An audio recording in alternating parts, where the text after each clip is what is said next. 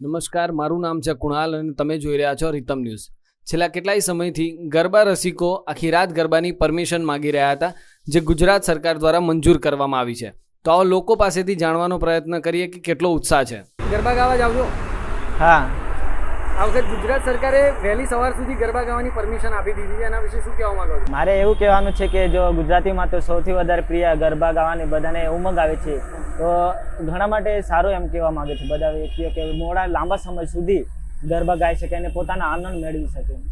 પણ શું લાગે છે, આ મોડા સુધી લોકો ગરબા ગાવાની જે પરમિશન આપી છે એના લીધે બીજા લોકોને તકલીફ થઈ શકે એવું લાગે છે તમને? હા, એ કારણ બી મોટો છે. જેમ કે આપણા વડીલો છે, આસપાસ જે દવાખાનામાં દર્દીઓ પડેલા છે, તેમને સાઉન્ડના કારણે વાઇબ્રેશન થઈએ તો સાઉન્ડ એ થાય તેના માટે હાનિકારક જેવું થઈ શકે છે, એટલે ધ્વનિ પ્રદર્શન થઈ શકે છે.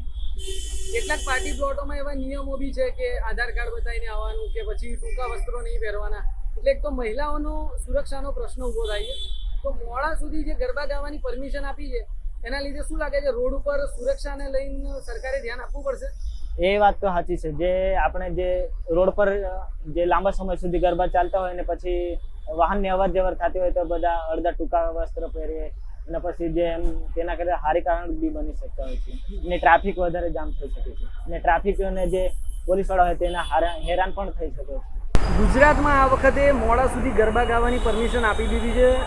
જે ખેલૈયાઓ જે સવાર સુધી ગરબા ગાઈ શકશે, તો શું કહેવું છે એના વિશે?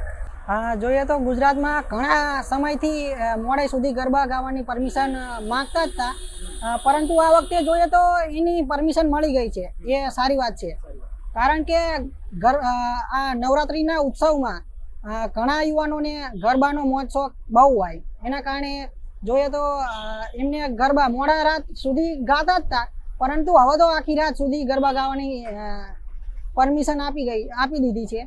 તો તેને લઈને સારું કહેવાય કે પરમિશન મળી ગઈ છે. પણ શું લાગે છે, આ મોડા સુધી ગરબાના લીધે જે વૃદ્ધો છે, જે પાર્ટી પ્લોટની આસપાસ રહેતા લોકો છે, એમને કોઈ તકલીફ થઈ શકે?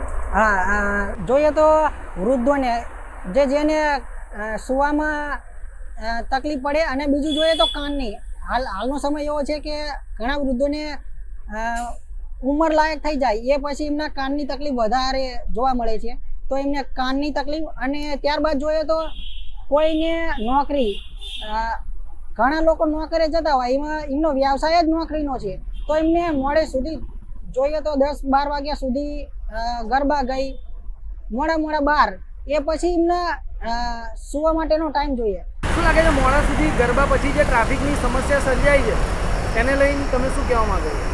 જોઈએ તો આ સમસ્યા એક મોટી સમસ્યા, કારણ કે આ નવરાત્રિનો તહેવાર નહોતો છતાં બી ઘણી જગ્યાએ આપણને ટ્રાફિકો જોવા મળે છે. દાખલા તરીકે જોઈએ તો અંબર ટાવર છે, સરખેજ છે, એ બધી ટ્રાફિક તમે જોઈએ તો 2 થી 3 કલાક નીકળી જાય છે.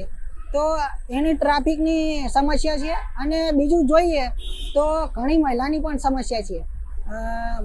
મહિલા મોડી રાત સુધી ગરબા ગાય એ ઠીક વાત છે, પરંતુ એને છેડતીના કોઈ પ્રશ્નો સર્જાયા અથવા કોઈ હાનિ પહોંચી. ગુજરાત સરકાર દ્વારા સવાર સુધી ગરબા ગાવાની પરમિશન આપી દીધી છે, એના વિશે શું કહેવા માંગો છો? ગુજરાત સરકારે સવાર સુધી ગરબા ગાવાની પરમિશન આપી દીધી છે, તો ગુજરાતીઓના જે ખેલૈયાઓ છે એમને ગરબા ગાવાની ખૂબ મજા આવશે. તો એની સાથે સાથે ધ્યાનમાં લેવા જેવું એક પગલું છે, જેની અંદર સુરક્ષા બાબતે છે, પછી અવાજનું પ્રદૂષણ છે. તો એની નોંધ કોણ લેશે, એનો પણ જવાબ આપણે માગવો રહ્યો સરકાર પાસે. છેલ્લા કેટલાય સમયથી ટ્રાફિકની સમસ્યા અમદાવાદમાં ખૂબ જોવા મળે છે. રાત્રે ગરબા ગાયા પછી પણ આપણે જોઈએ છીએ કે 3-4 કલાક સુધી ટ્રાફિક હોય છે, તો એને લઈને શું કહેવા માંગો છો? હા, એ પણ એક ધ્યાનમાં લેવા જેવી બાબત છે, કારણ કે સવારે અને સાંજના સમય સુધી ટ્રાફિક પોલીસ આપણને સહાય કરે છે, પણ રાતના સમયે સવાર સુધીની સહાય કોણ કરશે, એ પણ એક સમસ્યા અને પ્રશ્ન ઊભો રહે છે. કેટલીક જગ્યાએ ટૂંકા વસ્ત્રો પહેરીને મહિલાઓ આવશે તો એમને અંદર આવવાની પરમિશન નહીં આપે એવું કીધું છે. તો મોડી રાત સુધી ગરબા ગયા પછી તમને શું લાગે છે કે સુરક્ષાનો પ્રશ્ન ઊભો થઈ શકે છે મહિલાઓ માટે? હા, અવશ્ય થઈ શકે છે, કારણ કે આપણે સંસ્કૃતિમાં જોઈએ તો ઘાઘરો અને ચણિયાચોળી અને એ જ રીતના કુર્તો અને પાયજામો પહેરીને જઈએ એ નિયમ કરી નાખે છે, પણ તે છતાં આપણે આપણા ઘરની અંદર જ આપણે જેવા ધારવી એવા કપડાં ના પહેરી શકીએ તો એક સુરક્ષા બાબતે પ્રશ્ન જ છે, કારણ કે આપણે આપણા ઘરે ના પહેરી શકીએ તો પછી એક પ્રશ્ન બની રહેશે.